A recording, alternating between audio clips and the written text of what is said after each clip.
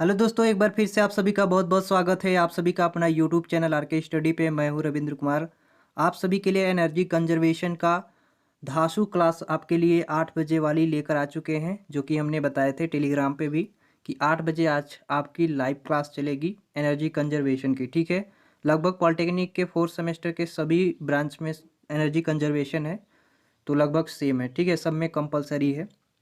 तो सभी लोग एक साथ लाइव जुड़ जाएंगे और अभी जितने लोग अभी जुड़ चुके हैं सभी लोग सेशंस को एक बार शेयर कर देंगे जोरदार तरीके से, तो फिर हम लोग क्लास को स्टार्ट करेंगे। ठीक है, इसमें काफ़ी हम लोग एमसीक्यू क्वेश्चन करने वाले हैं, और जिसे भी इस एमसीक्यू जो क्वेश्चन आंसर है इसका अगर पीडीएफ चाहिए आपको, तो आपको टेलीग्राम ज्वाइन करना पड़ेगा। आपको वहाँ पे सिंपली डाउनलोड कर सकते हैं, डिस्क्रिप्शन में लिंक है टेलीग्राम का, सिंपली वहाँ पे क्लिक करके ज्वाइन हो सकते हैं। कोई भी प्रॉब्लम हो तो हमारे इंस्टाग्राम को फॉलो कर लीजिए, इंस्टाग्राम का भी लिंक आपको डिस्क्रिप्शन में मिल जाएगा। ठीक है, तो जल्दी से सभी लोग एक बार सेशंस को शेयर कर देंगे तो फिर क्लास को हम लोग स्टार्ट करेंगे। ठीक है, 8 बजे वाली, जैसा कि आप सभी को पता है बहुत ही मज़ेदार क्वेश्चन होने वाले हैं एनर्जी कंजर्वेशन के। ठीक है, बहुत इंपॉर्टेंट इंपॉर्टेंट क्वेश्चन आपके लिए छाट कर लेकर आए हुए हैं, तो आप लोग बिल्कुल मिस मत कीजिएगा। ठीक है, हो सकता है आज का क्लास लंबा हो, तो वीडियो में लास्ट तक बने रहिएगा। ठीक है, तो चलिए बिना देरी की अब तक जितने भी स्टूडेंट हैं उतने में ही सभी को गुड इवनिंग। ठीक है, सभी को गुड इवनिंग, जितने भी जुड़े हैं सभी लोग। चलिए क्लास को स्टार्ट करते हैं। ठीक है, तो आज का पहला क्वेश्चन आपके स्क्रीन पे है और आप सभी लोग पढ़ेंगे और जवाब देंगे। निम्नों में से कौन सा गैर पारंपरिक ऊर्जा स्रोत है? सभी लोग को बताना है कि निम्न में से कौन सा गैर पारंपरिक ऊर्जा स्रोत होता है। तेल, कोयला, बायोगैस या उपरोक्त में से नहीं है। तो आप सभी को बताना है, जल्दी से फटाफट कमेंट करेंगे गैर पारंपरिक ऊर्जा स्रोत है। सभी लोग बताएंगे कि गैर पारंपरिक ऊर्जा क्या होता है। तेल होता है, कोयला या बायोगैस या उपरोक्त इनमें से कोई नहीं। एक बात यहाँ पे सभी लोग ध्यान में रखेंगे, जो पॉलिटेक्निक के स्टूडेंट हैं उनका क्वेश्चन हिंदी और इंग्लिश, हिंदी प्लस इंग्लिश दोनों में अवेलेबल है, तो कोई दिक्कत वाली बात नहीं है। तो आपको हम एनर्जी कंजर्वेशन का हिंदी में करा रहे हैं। ठीक है, कोई दिक्कत नहीं है, आप समझ भी लेंगे अच्छे से। आपके कंपटीशन में भी आपका मतलब कंपटीशन में भी आपका काम कर देगा, तो कोई दिक्कत इसमें बात नहीं है। ठीक है, तो एनर्जी कन्वर्जेशन का पहला क्वेश्चन, तो काफ़ी लोग का यहाँ पे आंसर आना स्टार्ट हो गया है। गैर पारंपरिक ऊर्जा का स्रोत बायोगैस होता है। क्या होता है? बायोगैस। ठीक है, तो जितने लोग ऑप्शन नंबर यहाँ पे सी दिए हैं वो सभी लोग यहाँ पे करेक्ट हो जाएंगे। अगला क्वेश्चन आपके स्क्रीन पे और आप सभी लोग पढ़ेंगे और जवाब देंगे। निम्नलिखित में से कौन सा ऊर्जा का गैर परंपरागत स्रोत नहीं है? फिर से एक बार क्वेश्चन ध्यान से, कि निम्न में से या निम्नलिखित में से कौन सा ऊर्जा का गैर परंपरागत स्रोत नहीं है?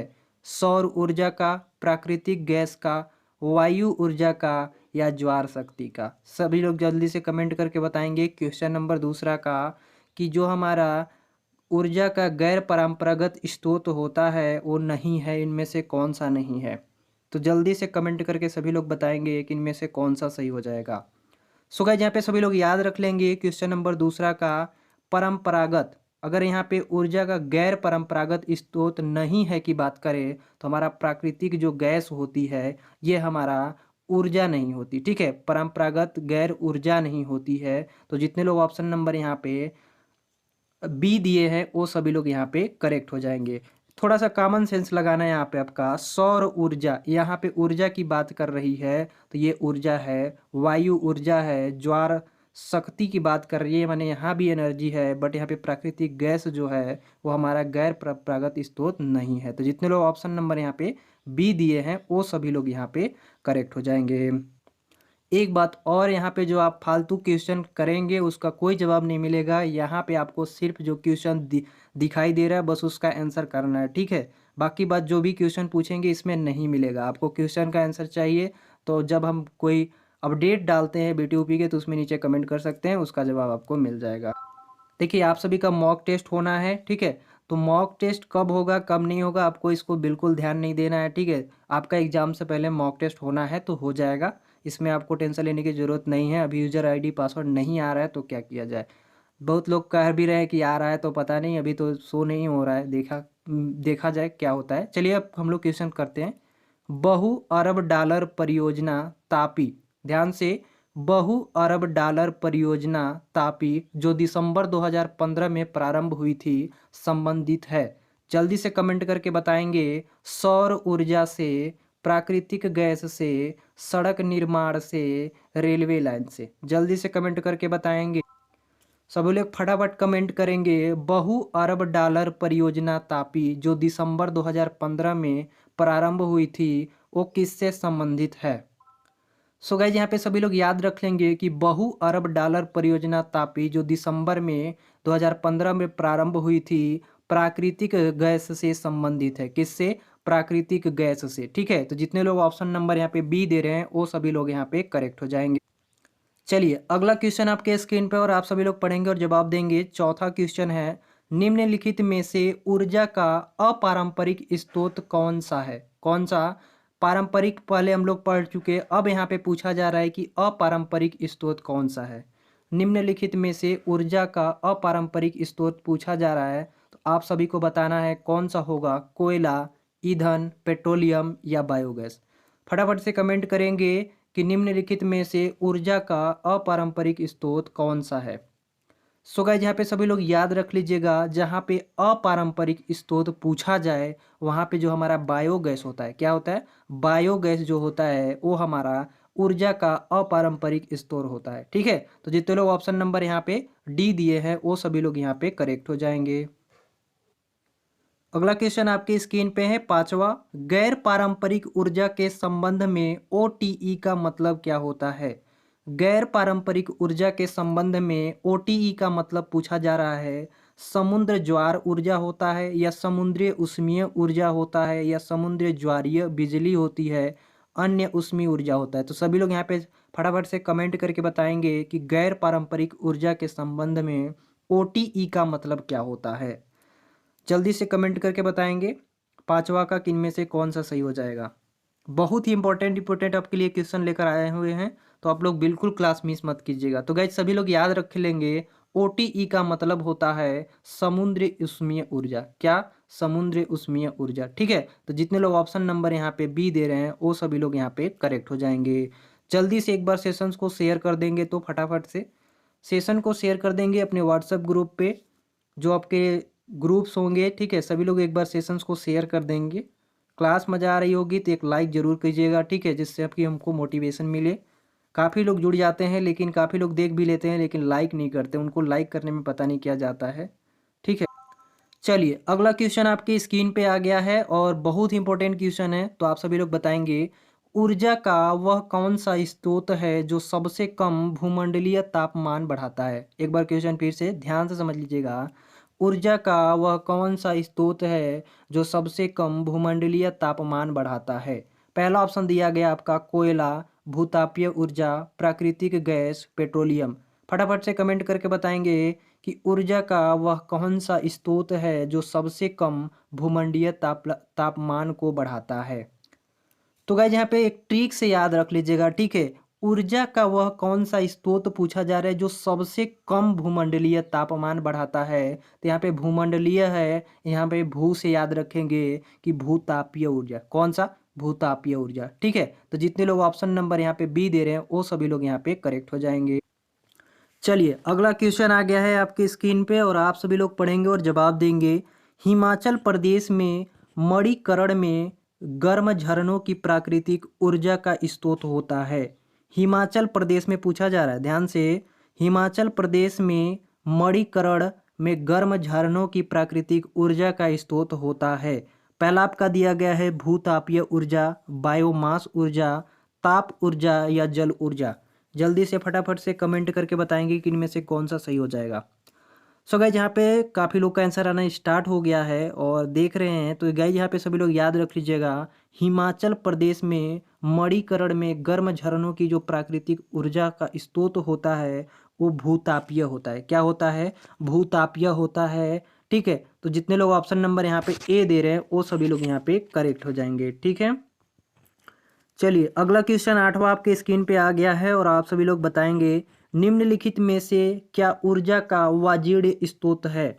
ये आपका बेसिक से है गाइज, आपका शुरू से ही क्लास चल रही है, ठीक है। तो आपका बेसिक से है, ये सारे के सारे आपके पहले और दूसरे चैप्टर में ये जितने भी गैर हो गए, वाजिड़ स्त्रोत, जितने भी ऊर्जा स्त्रोत होते हैं वो सारे के सारे ये सब फर्स्ट चैप्टर और सेकंड चैप्टर में है आपके, ठीक है। तो उसी से अभी आपका चल रहा है, धीरे धीरे आपका आगे बढ़ेगा तो लेवल बढ़ेगी, कोई दिक्कत नहीं बात है इसमें। निम्नलिखित में से क्या ऊर्जा का वाजिड़ स्त्रोत है? वो ऊर्जा का वाजिड़ स्त्रोत पूछा जा रहा है, तो फटाफट से कमेंट करके बताएंगे।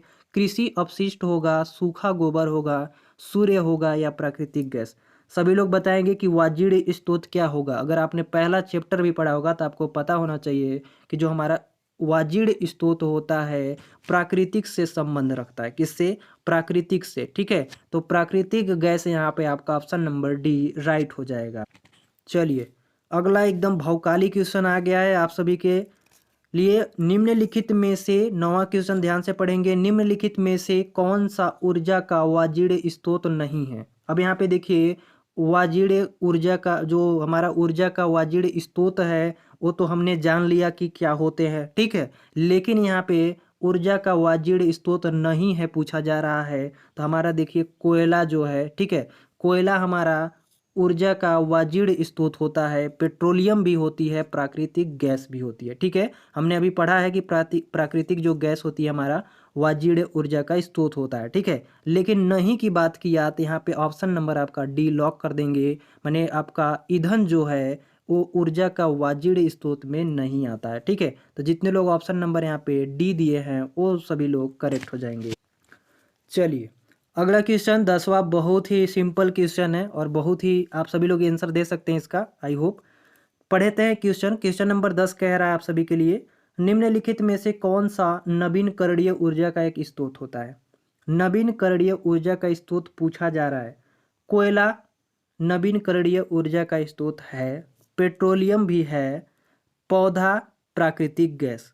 तो आप सभी को यह बताना है कि नवीनकरणीय ऊर्जा का स्रोत पौधा क्या है, ठीक है। यहाँ पे क्या पौधा है होता है, आप सभी लोग कमेंट करके बताएंगे कि क्या पौधा नवीनकरणीय ऊर्जा का स्रोत होता है। यहाँ पे कोयला जो है वो नवीनकरणीय ऊर्जा का एक स्रोत है, पेट्रोलियम भी है, प्राकृतिक गैस भी है। लेकिन यहाँ पे जो हमारा पौधा है ये नवीनकरणीय ऊर्जा का एक स्रोत नहीं है। तो जितने लोग ऑप्शन नंबर यहाँ पे सी दे रहे हैं वो सभी लोग यहाँ पे करेक्ट हो जाएंगे। चलिए अगला क्वेश्चन आपके स्क्रीन पे और आप सभी लोग पढ़ेंगे और जवाब देंगे। निम्नलिखित में से कौन सा एक ऊर्जा का नवीनकरणीय स्रोत है? फिर से वही सवाल पूछा गया है, ऑप्शन आपका थोड़ा सा चेंज कर दिया है, ठीक है। नाभिकीय ऊर्जा, कोयला, पेट्रोल या सौर ऊर्जा? तो सभी लोग बताएंगे नवीनकरणीय ऊर्जा स्रोत कौन सा है। नाभिकीय ऊर्जा, कोयला, पेट्रोल या सौर ऊर्जा? सभी यहाँ पे देखिए ऊर्जा की बात कर रही है, लेकिन यहाँ पे पूछा जा रहा है नवीनकरणीय स्रोत पूछा जा रहा है। फटाफट से कमेंट करेंगे 11 नंबर का, ठीक है। निम्न में से कौन सा एक ऊर्जा का नवीनकरणीय स्रोत है? सो गाइस यहाँ पे सभी लोग याद रख लीजिएगा कि नवीनकरणीय स्रोत हमारा नाभिकीय ऊर्जा होती है, कोयला भी होता है, पेट्रोल भी होता है, लेकिन जो हमारा सौर ऊर्जा होता है ये हमारा नवीनकरणीय ऊर्जा स्रोत नहीं है। तो जितने लोग ऑप्शन नंबर यहाँ पे डी दिए हैं, डी आपका राइट आंसर है। अगला क्वेश्चन आपके स्क्रीन पे है और आप सभी लोग पढ़ेंगे और जवाब देंगे। 12 नंबर का, भारत में निम्नलिखित में से कौन सा नवीनकरणीय ऊर्जा स्रोत सर्वाधिक संभाव्यता वाला होता है? माने ज़्यादा सभ्य वाला होता है। यहाँ पे सर्वाधिक सभ्य वाला पूछा जा रहा है कि भारत में निम्नलिखित में से कौन सा नवीनकरणीय ऊर्जा स्रोत सर्वाधिक सभ्य वाला होता है। पहला दिया गया है जैव पुंज शक्ति, सौर शक्ति, लघु जल विद्युत शक्ति, अपशिष्ट से अर्जित। तो सभी लोग बताएंगे कि इनमें से कौन सा सही हो जाएगा। फटाफट से कमेंट करेंगे भारत में निम्नलिखित में से कौन सा नवीनकरणीय ऊर्जा स्रोत सर्वाधिक सभ्यता वाला होता है। सो गाइस यहाँ पे सभी लोग याद रख लीजिएगा कि हमारा जो सौर शक्ति होता है, क्या सौर शक्ति, ये हमारा भारत में मतलब सबसे या सर्वाधिक सभ्यता वाला नवीनकरणीय ऊर्जा स्रोत होता है। क्या होता है? सबसे अधिक यानी सर्वाधिक सभ्यता वाला नवीनकरणीय ऊर्जा होता है। तो जितने लोग ऑप्शन नंबर यहाँ पे बी दिए हैं वो सभी लोग यहाँ पे करेक्ट हो जाएंगे। चलिए अगला क्वेश्चन आपके स्क्रीन पे आ गया है और आप सभी लोग पढ़ेंगे और जवाब देंगे। निम्नलिखित में से ऊर्जा का अनवीकरणीय स्रोत कौन सा है? नवीकरणीय भी हम लोग पढ़ रहे थे, अब अनवीकरणीय से इस क्वेश्चन आना स्टार्ट हो गया है। तो बताएंगे फटाफट से कि निम्नलिखित में से ऊर्जा का अनवीकरणीय स्रोत कौन सा है? बायोगैस, सौर या पवन या कोयला? फटाफट से कमेंट करके बताएंगे, जल्दी से कमेंट करके बताएंगे कि बायोगैस होता है या सौर ऊर्जा या पवन या कोयला। सो गाइस यहाँ पे सभी लोग याद रख लीजिएगा कि अनवीकरणीय स्रोत की बात करें तो जो हमारा कोयला होता है, ठीक है, जित कोयला ये हमारा अनवीकरणीय स्रोत में आ जाता है। तो जितने लोग ऑप्शन नंबर यहाँ पे डी दिए हैं वो सभी लोग यहाँ पे करेक्ट हो जाएंगे। देखिए आपका बेसिक से क्वेश्चन चल रहा है, पहला चैप्टर और दूसरा चैप्टर सभी क्वेश्चन चल रहे हैं, ठीक है। तो बिल्कुल इस क्वेश्चन को मिस नहीं करेगा कोई, फिर आपका धीरे धीरे क्वेश्चन बढ़ेगा, कोई दिक्कत वाली बात नहीं है। परमाणु ऊर्जा एक खनिज आधारित ऊर्जा स्रोत है, यह निकाली जाती है। परमाणु ऊर्जा एक खनिज आधारित ऊर्जा स्रोत होता है, यह किससे निकाली जाती है? यूरेनियम से, थोरियम से, प्लूटोनियम से या उपयुक्त सभी से। तो आप सभी को बताना है कि परमाणु ऊर्जा एक खनिज पर आधारित होता है, आधारित ऊर्जा स्रोत होता है, यह किससे निकाली जाती है? सो गाइस यहाँ पे सभी लोग याद रख लीजिएगा कि परमाणु ऊर्जा एक खनिज पे आधारित होती है, यह यूरेनियम, थोरियम और प्लूटोनियम, ठीक है, ये सारे से कनेक्टेड रहते हैं, ठीक है, ये सारी चीज़ों से निकाली जाती है। तो जितने लोग ऑप्शन नंबर यहाँ पे डी दे रहे हैं वो सभी लोग यहाँ पे करेक्ट हो जाएंगे, यानी उपयुक्त आपका यहाँ पे राइट आंसर होगा। अगला क्वेश्चन आपके स्क्रीन पे और आप सभी लोग पढ़ेंगे और जवाब देंगे। 15 नंबर, निम्नलिखित में किस नवीनकरणीय ऊर्जा संसाधन की वर्ष 2014 में स्थापित क्षमता देश में सर्वाधिक था? फिर से क्वेश्चन एक बार, निम्नलिखित में से किस नवीनकरणीय ऊर्जा संसाधन की वर्ष 2014 में स्थापित क्षमता देश में सर्वाधिक था? ठीक है, सबसे ज्यादा पूछा जा रहा है 2024 में स्थापित क्षमता देश में सर्वाधिक था, ठीक है, किसका? नवीनकरणीय ऊर्जा का पूछा जा रहा है। तो आप सभी लोग बताएंगे सौर ऊर्जा, बायोमास शक्ति या अपशिष्ट जनित ऊर्जा या पवन ऊर्जा। तो आप सभी लोग बताना इनमें से कौन सा सही हो जाएगा। फटाफट से 15 नंबर का क्वेश्चन का आंसर करेंगे, ठीक है।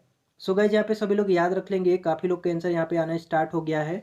तो जितने लोग ऑप्शन नंबर यहाँ पे डी दिए हैं वो सभी लोग यहाँ पे करेक्ट हो जाएंगे। पवन शक्ति यानी नवीनकरणीय ऊर्जा संसाधन वर्ष 2014 में स्थापित जो क्षमता देश में सर्वाधिक था वो पवन ऊर्जा का था। किसका? पवन ऊर्जा का, ठीक है। तो जितने लोग ऑप्शन नंबर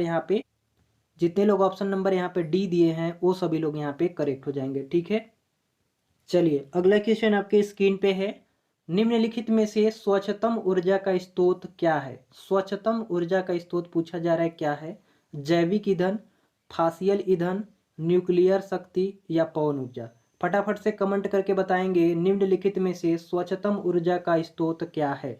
स्वच्छतम ऊर्जा का स्रोत यदि पूछा जाए तो हमारा पवन ऊर्जा जो होता है, ठीक है, ये हमारा जो पवन ऊर्जा होता है ये हमारा स्वच्छतम ऊर्जा का स्रोत होता है, ठीक है। तो जितने लोग ऑप्शन नंबर यहाँ पे डी दिए थे वो सभी लोग यहाँ पे करेक्ट हो जाएंगे। अगला क्वेश्चन आपके स्क्रीन पे और आप सभी लोग पढ़ेंगे और जवाब देंगे। 17 नंबर, जिस राज्य ने पवन ऊर्जा विकसित की है, जिस राज्य ने पवन ऊर्जा विकसित की है उसका नाम क्या है? गुजरात, कर्नाटक, केरल, आंध्र प्रदेश? फटाफट से बताएंगे जिस राज्य ने पवन ऊर्जा को विकसित किया है उसका नाम पूछा जा रहा है। गुजरात में हुआ था, कर्नाटक में, केरल में या आंध्र प्रदेश में? फटाफट से सभी लोग कमेंट करके बताएंगे कि पवन ऊर्जा का विकास किस राज्य में हुआ था, ठीक है। क्वेश्चन आपका यही है। सो गाइस यहाँ पे सभी लोग याद रख लीजिएगा, जहाँ पे पवन ऊर्जा के विकास की बात करें तो हम लोग याद रखते हैं गुजरात। जो हमारा गुजरात राज्य है ये पवन ऊर्जा को विकास के क्षेत्र में आगे किया था, ठीक है। तो जितने लोग ऑप्शन नंबर यहाँ पे ए दे रहे थे वो सभी लोग यहाँ पे करेक्ट हो जाएंगे। चलिए अगला क्वेश्चन आपके स्क्रीन पे आ गया है और आप सभी लोग इसको पढ़ेंगे और जवाब देंगे। भारत में विद्युत आपूर्ति सबसे पहले कहाँ शुरू हुई? भारत में विद्युत आपूर्ति सबसे पहले कहाँ शुरू हुई? कोलकाता में, दार्जिलिंग में, मुंबई में, चेन्नई में? तो सभी लोग फटाफट से कमेंट करके बताएंगे कि भारत में विद्युत आपूर्ति सबसे पहले कहाँ शुरू हुआ था। सो गाइस यहाँ पे सभी लोग याद रख लीजिएगा कि भारत में विद्युत जो आपूर्ति सबसे पहले दार्जिलिंग, ठीक है, दार्जिलिंग, माने जितने लोग ऑप्शन नंबर यहाँ पे बी दे रहे हैं वो सभी लोग यहाँ पे करेक्ट हो जाएंगे। जो हमारा दार्जिलिंग है यहाँ पे विद्युत आपूर्ति के सबसे पहले शुरुआत हुई थी, ये भारत के अंतर्गत में है, ठीक है। तो जितने लोग ऑप्शन नंबर यहाँ पे बी दिए थे वो सभी लोग करेक्ट हैं। चलिए अगला क्वेश्चन चलते हैं। अगला क्वेश्चन आपके स्क्रीन पे और आप सभी लोग पढ़ेंगे और जवाब देंगे 19 नंबर का। ठीक है। विद्युत उत्पादन के लिए नगर अपशिष्टों का प्रयोग करने वाला भारत में पहला शहर कौन था? जल्दी से फटाफट कमेंट करेंगे भाई लोग, और वीडियो पसंद आ रही है तो एक लाइक जरूर कीजिएगा। ठीक है, सभी लोग एक बार लाइक जरूर कर देंगे, और जितने लोग नए हैं चैनल पे सब्सक्राइब कर लेंगे। ठीक है, आप सभी के लिए बहुत ही मेहनत किया जाता है, तो आप लोग इतना तो जरूर कर सकते हैं। ठीक है, आपसे कोई फीस ली नहीं जाती। आपके लिए पीडीएफ बनाना प्लस में आपको पढ़ाना लिखाना ये सारे करना बहुत ही मुश्किल काम होता है। और आपके जितने भी पीडीएफ है आपको टेलीग्राम पे मिल जाएंगे, डिस्क्रिप्शन में लिंक है, ज्वाइन होके वहाँ से पीडीएफ डाउनलोड कर लीजिए। ठीक है, सभी लोग टेलीग्राम पे ज्वाइन कर लीजिए। अगला क्वेश्चन पढ़ेंगे ध्यान से। विद्युत उत्पादन के लिए नगर अपशिष्टों का प्रयोग करने वाला भारत में पहला शहर कौन था? कोलकाता, मुंबई, दिल्ली, चेन्नई। समझ गए क्वेश्चन? विद्युत उत्पादन के लिए नगर अपशिष्टों का प्रयोग करने वाला भारत में पहला शहर पूछा जा रहा है। तो ऐसी बातों को सिंपली भाषा में याद रख लीजिएगा कि अगर जहाँ पे नगर अपशिष्टों का प्रयोग करने वाला भारत का पहला शहर पूछा जाए तो हमारा सबसे ज़्यादा फेमस है दिल्ली। ठीक है, तो जितने लोग ऑप्शन नंबर यहाँ पे सी दे रहे हैं वो सभी लोग करेक्ट हो जाएंगे। जो हमारा दिल्ली शहर है, ठीक है, वो नगर अपशिष्टों का प्रयोग करने वाला भारत का पहला शहर था। ठीक है, तो जितने लोग ऑप्शन नंबर यहाँ पे सी दे रहे हैं वो सभी लोग भाई लोग यहाँ पे करेक्ट हो जाएंगे। चलिए अगला क्वेश्चन आपके स्क्रीन पे आ गया है 20 नंबर, और आप सभी लोग इस क्वेश्चन के आंसर बताएंगे। श्वेत कोयला है, ये श्वेत कोयला क्या बोलते हैं इसको? यूरेनियम को, जल विद्युत को, हीरा को, या बर्फ को? फटाफट कमेंट करके बताएंगे। ये जो श्वेत कोयला है, श्वेत कोयला, श्वेत का संबंध हमें लगता है कि शीत से है। किससे है? शीत से। ठीक है, बोल सकते हैं हम शीत से। तो गाइस यहाँ पे सभी लोग याद रख लीजिएगा, जो श्वेत कोयला होता है हमारा जल विद्युत जो है इससे संबंध होता है। तो जितने लोग ऑप्शन नंबर यहाँ पे बी दे रहे थे वो सभी लोग यहाँ पे करेक्ट हो जाएंगे। अगला क्वेश्चन 21 आपकी स्क्रीन पे आ गया है, और सभी लोग जवाब देंगे। भारत में किस स्थान पर सबसे पहला जल विद्युत शक्ति संयंत्र लगाया गया था? भारत में किस स्थान पर सबसे पहला जल विद्युत शक्ति संयंत्र लगाया गया था? निजाम सागर में, शिव समुद्र में, रामागुंडम में, या मेतूर में? सभी लोग जवाब देंगे। भाई सभी लोग फटाफट कमेंट करेंगे 21 का। भारत में किस स्थान पर सबसे पहला जल विद्युत शक्ति संयंत्र लगाया गया था? निजाम सागर, शिव समुद्र दिया गया है, रामागुंडम और मेतूर दिया गया है। तो सभी लोग बताएंगे कमेंट करके कि इनमें से कौन सा सही हो जाएगा। तो याद रख लीजिएगा, भारत में यदि सबसे पहले अगर पूछा जाए जल विद्युत शक्ति संयंत्र तो शिव समुद्र। ठीक है, शिव समुद्र याद रख लीजिएगा। जहाँ पे जल विद्युत शक्ति की बात किया जाए तो यहाँ पे समुद्र याद रख लीजिएगा, तो शिव समुद्र। जितने लोग ऑप्शन नंबर यहाँ पे बी दे रहे हैं वो सभी लोग यहाँ पे करेक्ट हो जाएंगे। ठीक है, तो ऑप्शन नंबर आपका बी यहाँ पे राइट है। अगला क्वेश्चन आपके स्क्रीन पे, और आप सभी लोग पढ़ेंगे और जवाब देंगे। निम्न में से किस स्थान पर विद्युत जल शक्ति से पैदा की जाती है? निम्नलिखित में से किस स्थान पर विद्युत जल शक्ति से पैदा की जाती है? नेवेली, एनोर, तूतीकोरिन, या मेटूर? सभी लोग बताएंगे इस क्वेश्चन के आंसर। देखते हैं कितने लोग को पता है। किस स्थान पे पूछा जा रहा है, किस स्थान पर विद्युत जल शक्ति से पैदा की जाती है? विद्युत जल शक्ति से पैदा की जाती है। जो विद्युत हमारा है, क्वेश्चन समझिएगा, जल शक्ति से पैदा की जाती है। स्थान पूछा जा रहा है नेवेली में, एनोर में, या तूतीकोरिन में, या मेटूर में? सो गाइस यहाँ पे सभी लोग याद रख लीजिएगा कि जो हमारा विद्युत है जल शक्ति से जो पैदा किया जाता है मेटूर में किया जाता है। कहाँ पे? मेटूर में। तो ऑप्शन नंबर यहाँ पे आपका डी जो है वो लॉक हो जाएगा। यहाँ पे डी आपका राइट आंसर है। अगला क्वेश्चन आपके स्क्रीन पे है, और आप सभी लोग बताएंगे।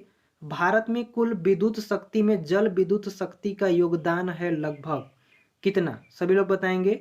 भारत में कुल विद्युत शक्ति में जल विद्युत शक्ति का योगदान है लगभग आधा, एक तिहाई, एक चौथाई, या पांचवा भाग पूछा जा रहा है। जल्दी से कमेंट करके बताएंगे सभी लोग। भारत में कुल विद्युत शक्ति में जल विद्युत शक्ति का योगदान, जो हम लोग विद्युत शक्ति यूज करते हैं उसमें पूछा जा रहा है कि जल विद्युत शक्ति का योगदान लगभग कितना है? आधा, एक तिहाई, एक चौथाई, या पांचवा भाग? सो यहाँ पे फटाफट से कमेंट करेंगे 23 का। कहीं यहाँ पे सभी लोग याद रख लेंगे कि भारत में अगर कुल विद्युत शक्ति में जल विद्युत शक्ति का योगदान पूछा जाए तब पांचवा भाग है। कितना? पांचवा भाग। तो जितने लोग ऑप्शन नंबर यहाँ पे डी दे रहे हैं वो सभी लोग यहाँ पे करेक्ट हो जाएंगे। अगला क्वेश्चन आपके स्क्रीन पे, और आप सभी लोग पढ़ेंगे और जवाब देंगे। भारत में विद्युत उत्पादन में सबसे बड़ी हिस्सेदारी निम्नलिखित विकल्पों में से किसकी है? भारत में विद्युत उत्पादन में सबसे बड़ी हिस्सेदारी किसकी होती है? यहाँ पे पहला दिया गया एटॉमिक ऊर्जा का, थर्मल ऊर्जा का, हाइड्रो ऊर्जा का, वायु ऊर्जा को। सभी लोग बताएंगे भारत में विद्युत उत्पादन में सबसे बड़ी हिस्सेदारी निम्नलिखित किस में होती है? तो गाइस यहाँ पे सभी लोग को पता होना चाहिए कि जो हम लोग विद्युत उत्पादन करते हैं उसमें सबसे बड़ा जो हिस्सेदारी होती है थर्मल ऊर्जा का होता है। ठीक है, थर्मल ऊर्जा का। ठीक है, तो जितने लोग ऑप्शन नंबर यहाँ पे बी दे रहे हैं वो सभी लोग यहाँ पे करेक्ट हो जाएंगे। अगला क्वेश्चन आपकी स्क्रीन पे और आप सभी लोग पढ़ेंगे और जवाब देंगे। भारत में ऊर्जा का मुख्य स्रोत क्या है? एक बार क्वेश्चन फिर से 25 का, भारत में ऊर्जा का मुख्य स्रोत क्या है? यहाँ पे दिया गया है आणविक, तापीय, जल विद्युत या सौर। जल्दी से बताएंगे, फटाफट से क्वेश्चन 25 का आंसर बताएंगे। भारत में ऊर्जा का मुख्य स्रोत क्या है? आणविक, तापीय, जल विद्युत या सौर ऊर्जा? सौर, या जल्दी से कमेंट करके बताएंगे इनमें से कौन सा होगा। सो गाइस यहाँ पे सभी लोग याद रख लीजिएगा कि भारत में अगर ऊर्जा का मुख्य स्रोत पूछा जाए तो तापीय, क्या होगा? तापीय। ठीक है, ये हमारा ऊर्जा का मुख्य स्रोत है तापीय। तो जितने लोग ऑप्शन नंबर यहाँ पे बी दे रहे हैं वो सभी लोग यहाँ पे करेक्ट हो जाएंगे। अगला क्वेश्चन आपके स्क्रीन पर और आप सभी लोग पढ़ेंगे, जवाब देंगे 26 का। भारत में सबसे ज्यादा ताप विद्युत उत्पन्न करने वाला राज्य कौन सा है? भारत में सबसे ज्यादा ताप विद्युत ऊर्जा उत्पन्न करने वाला कौन सा राज्य है? तमिलनाडु, महाराष्ट्र, बिहार या छत्तीसगढ़? फटाफट से कमेंट कीजिएगा कि भारत में सबसे ज्यादा ताप विद्युत ऊर्जा उत्पन्न करने वाला कौन सा राज्य है। फटाफट से कमेंट करिएगा, तमिलनाडु है, महाराष्ट्र है, बिहार है, छत्तीसगढ़? सो गाइस यहाँ पे सभी लोग याद रख लीजिएगा कि जो हमारा महाराष्ट्र है, ठीक है, भारत में सबसे ज़्यादा ताप विद्युत उत्पन्न करने वाला राज्य है। ठीक है, तो जितने लोग ऑप्शन नंबर यहाँ पे बी दे रहे हैं वो सभी लोग यहाँ पे करेक्ट हो जाएंगे। महाराष्ट्र हमारा राइट आंसर है। अगला क्वेश्चन आपके स्क्रीन पर और आप सभी लोग पढ़ेंगे और जवाब देंगे 27 का। ताप विद्युत परियोजना के संबंध में निम्नलिखित में से कौन सा जोड़ा सही है? ताप विद्युत परियोजना के संबंध में निम्नलिखित में से कौन सा जोड़ा सही है? कोरबा उत्तर प्रदेश, रामगुड़म तमिलनाडु, तलचर आंध्र प्रदेश, कावास गुजरात? तो सभी लोग यहाँ पे फटाफट कमेंट करके बताएंगे 27 का कि ताप विद्युत परियोजना के संबंध में निम्नलिखित में से कौन सा जोड़ा सही है? तो कोरबा उत्तर प्रदेश ये नहीं है, रामगुड़म तमिलनाडु ये भी गलत है, तलचर आंध्र प्रदेश ये भी गलत है। तो हमारा राइट आंसर है क्या? कावास गुजरात। कावास गुजरात, ठीक है, माफ कीजिएगा, कावास गुजरात। ठीक है, तो जितने लोग ऑप्शन नंबर यहाँ पे डी दिए हैं वो सभी लोग यहाँ पे करेक्ट हो जाएंगे। अगला क्वेश्चन आपके स्क्रीन पर और आप सभी लोग पढ़ेंगे और जवाब देंगे 29 का। निम्नलिखित में से किसका प्रयोग करके ऊष्मीय विद्युत पैदा की जाती है? निम्नलिखित में से किसका प्रयोग करके ऊष्मीय विद्युत पैदा की जाती है? केवल कोयला का, कोयला और प्राकृतिक गैस का, कोयला, प्राकृतिक गैस और पेट्रोलियम का, इनमें से कोई नहीं? फटाफट से कमेंट के बताएंगे कि जब हम लोग किसी भी ऊष्मीय विद्युत ऊर्जा को पैदा करते हैं तो किसका यूज करते हैं? तो गाइस सभी लोग याद रख लीजिएगा कि ऊष्मीय विद्युत को पैदा करने के लिए कोयला, प्राकृतिक गैस और पेट्रोलियम गैस, ये तीनों का यूज करते हैं। तो ऑप्शन नंबर जितने लोग यहाँ पे सी दिए हैं वो सभी लोग यहाँ पे करेक्ट हो जाएंगे। ठीक है, अगला क्वेश्चन 30 नंबर का आपके क्वेश्चन पे और सभी लोग जवाब देंगे। राजस्थान में परमाणु विद्युत केंद्र कहाँ स्थित है? पोखरन, सूरतगढ़, रावतभाटा या चित्तौड़गंज? सभी लोग बताएंगे। राजस्थान में परमाणु विद्युत यानी पावर स्टेशन जो होते हैं कहाँ पे स्थित है? पोखरन में, सूरतगढ़ में, रावतभाटा में या चित्तौड़गढ़ में? तो गाइस यहाँ पे सभी लोग याद रख लीजिएगा कि राजस्थान में जो परमाणु विद्युत यानी पावर स्टेशन है वो हमारा कहाँ पे? रावतभाटा में। ठीक है, रावतभाटा में उसका पावर स्टेशन है यानी परमाणु विद्युत केंद्र स्थित है राजस्थान में। तो जितने लोग ऑप्शन नंबर यहाँ पे सी दे रहे हैं वो सभी लोग यहाँ पे करेक्ट हो जाएंगे। याद रख लीजिएगा रावतभाटा। अगला क्वेश्चन आपके स्क्रीन पे और आप सभी लोग पढ़ेंगे और जवाब देंगे। परमाणु ऊर्जा हेतु भारी जल संयंत्र अधोलिखित में से किस स्थान पर नहीं है?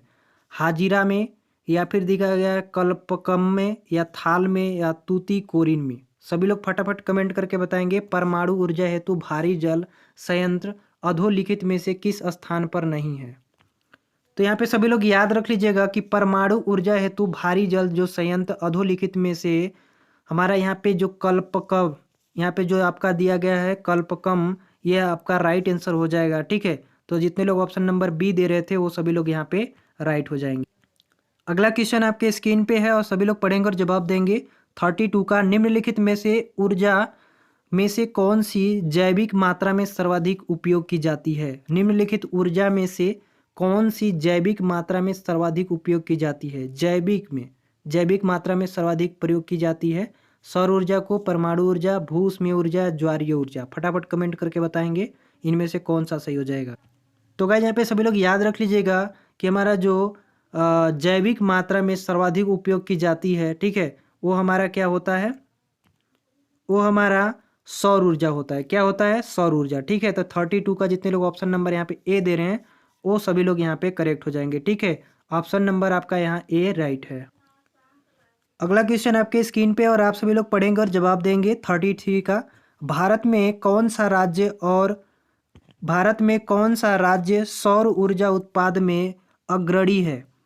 भारत का कौन सा ऐसा राज्य है जहाँ पे सौर ऊर्जा उत्पाद में अग्रणी है? ठीक है, फटाफट से कमेंट करके बताएंगे, जल्दी से कमेंट करके बताएंगे कि भारत का कौन सा राज्य सौर ऊर्जा उत्पाद में अग्रणी है, माने आगे है बोल सकते हैं यहाँ पे अग्रणी का मतलब। तो गाइस यहाँ पे सभी लोग याद रख लीजिएगा जो हमारा राजस्थान है। ठीक है, राजस्थान जो है हमारा अग्रणी है। तो जितने लोग ऑप्शन नंबर यहाँ पे बी दे रहे हैं वो सभी लोग यहाँ पे करेक्ट हो जाएंगे। चलिए 34 का आपके क्वेश्चन स्क्रीन पे और आप सभी लोग पढ़ेंगे और जवाब देंगे। यहाँ पे भारत का सबसे बड़ा सौर शक्ति संयंत्र कहाँ स्थित है? भारत का सबसे बड़ा सौर शक्ति संयंत्र पूछा जा रहा है कहाँ पे स्थित है? कायल में या जैसलमेर में, माधापुर में या कच्छ का रण में? सभी लोग फटाफट कमेंट करके बताएंगे कि भारत का सबसे बड़ा सौर शक्ति संयंत्र कहाँ स्थित है। तो गाइस यहाँ पे सभी लोग याद रख लीजिएगा जहाँ पे भारत में पूछा जाए कि सबसे बड़ा सौर शक्ति संयंत्र, तो हमारा माधापुर में, कहाँ? माधापुर में स्थित है। तो जितने लोग ऑप्शन नंबर यहाँ पे सी दे रहे हैं वो सभी लोग यहाँ पे राइट हो जाएंगे। अगला क्वेश्चन आपके स्क्रीन पे और आप सभी लोग पढ़ेंगे और जवाब देंगे। सौर ऊर्जा का अधिकतम यौगिकीकरण किसके द्वारा होता है? सौर ऊर्जा का अधिकतम यौगिकीकरण किसके द्वारा होता है? बैक्टीरिया के द्वारा, या फिर प्रोटोजोआ के द्वारा, या फजाई के द्वारा, हरे पौधे के द्वारा? तो फटाफट कमेंट करके बताएंगे किसके द्वारा सौर ऊर्जा का अधिकतम यौगिकीकरण किसके द्वारा होता है। तो गाइस यहाँ पे 35 का सभी लोग आंसर याद रख लीजिएगा कि जो हमारा सौर ऊर्जा है उसका अधिकतम यौगिकीकरण हरे पौधे के माध्यम से करते हैं। ठीक है, तो जितने लोग ऑप्शन नंबर यहाँ पे डी दे रहे हैं वो सभी लोग यहाँ पे करेक्ट हो जाएंगे। आपका डी ऑप्शन यहाँ पे राइट है। अगला क्वेश्चन आपके स्क्रीन पे है 36 और सभी लोग क्वेश्चन को पढ़ेंगे और जवाब देंगे। ऊर्जा संकट किसका परिणाम है? ऊर्जा संकट किसका परिणाम है? ऊर्जा उत्पाद में भारी लागत का, बी दिया गया है प्रदूषण के कारण कुछ ऊर्जा स्रोत का प्रयोग करने के भय का, या ऊर्जा के अनवीनकरणीय स्रोत के अधिक प्रयोग का, या ऊर्जा के स्रोत की अनुपलब्धता का, मतलब उसकी उपलब्धता का नहीं। ठीक है, तो आप सभी को बताना है कि ऊर्जा संकट किसका परिणाम होता है।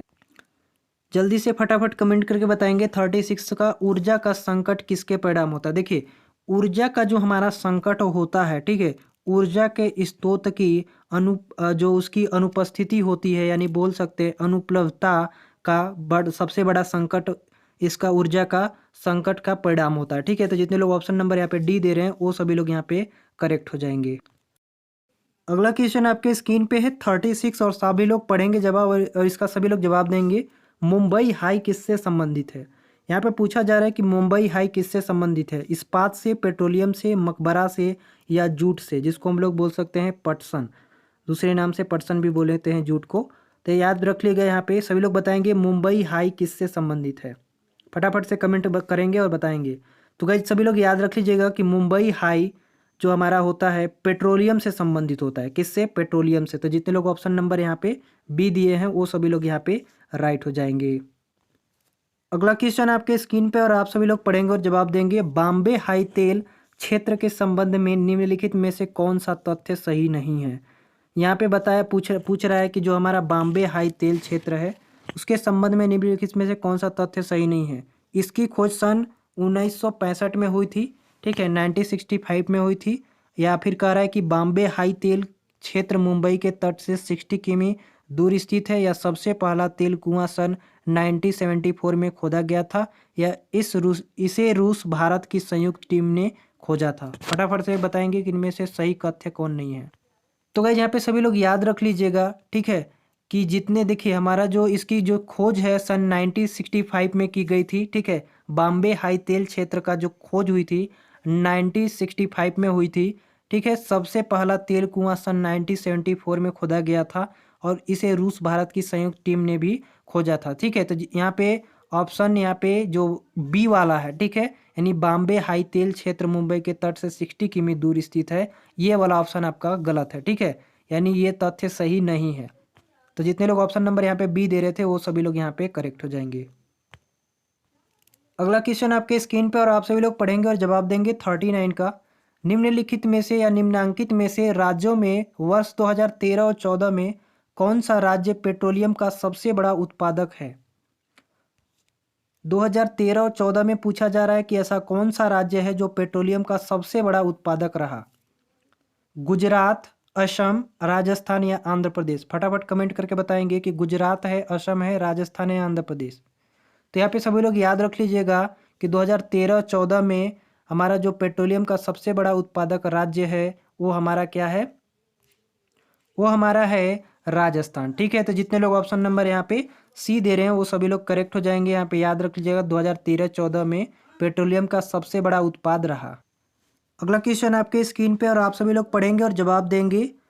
अंकलेश्वर के किस नाम से जाना जाता है। अंकलेश्वर जो है किस नाम से जाना जाता है।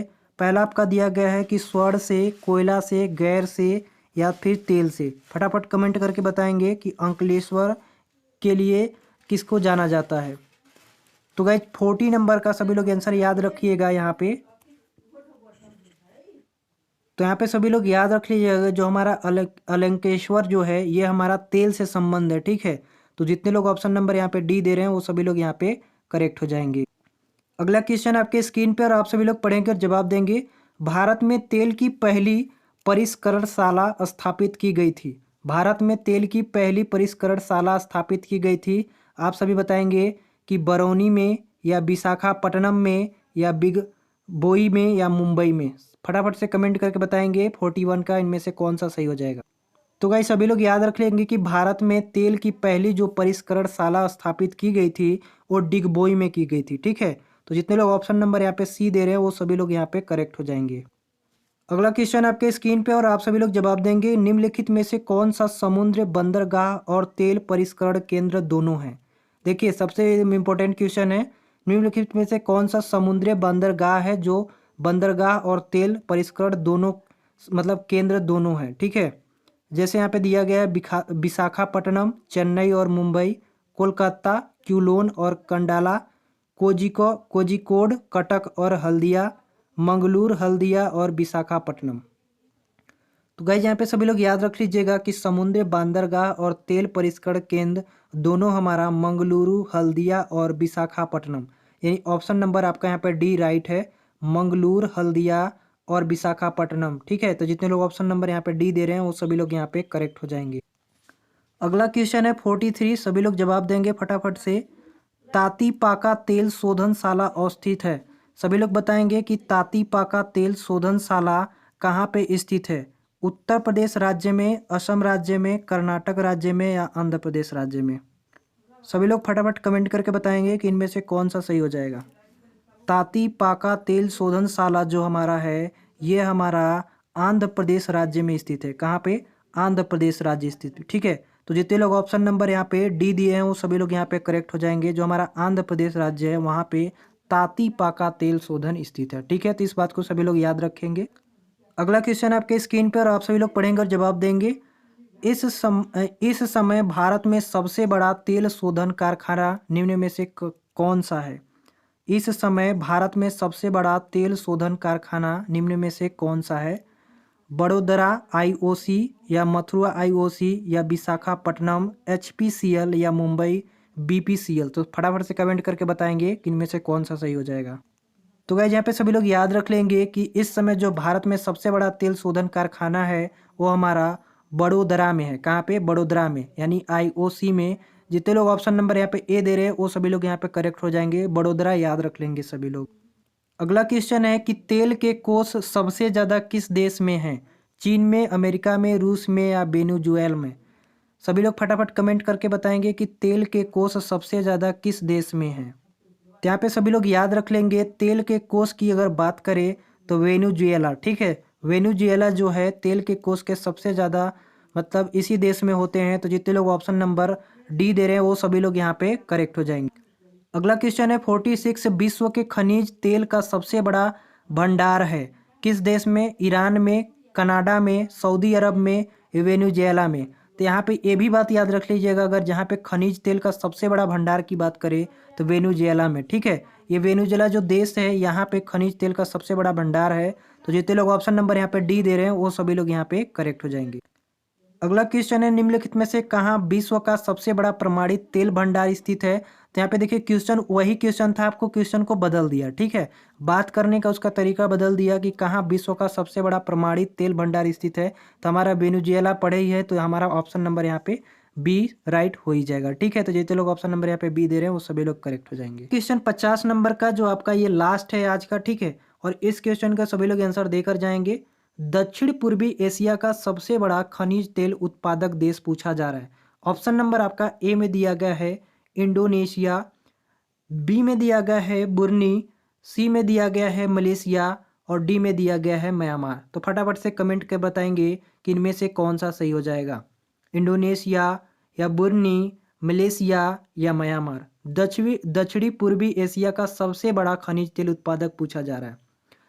सो गाइस यहाँ पे सभी लोग याद रख लीजिएगा कि दक्षिण पूर्वी एशिया का सबसे बड़ा खनिज तेल जो हमारा है इंडोनेशिया में है। कहाँ पे? इंडोनेशिया में, ठीक है। तो जितने लोग ऑप्शन नंबर यहाँ पे ए दे रहे हैं वो सभी लोग यहाँ पे करेक्ट हो जाएंगे, ठीक है। सो गाइस क्लास में जुड़ने के लिए सभी को धन्यवाद। Thanks for watching. वीडियो पसंद आई तो एक लाइक जरूर कीजिएगा, चैनल पर नहीं हो तो सब्सक्राइब कर लीजिएगा। मिलेंगे नए वीडियो में, तब तक के लिए जय हिंद। कल 8 बजे फिर से सभी लोग तैयार रहेंगे। Bye bye, take care.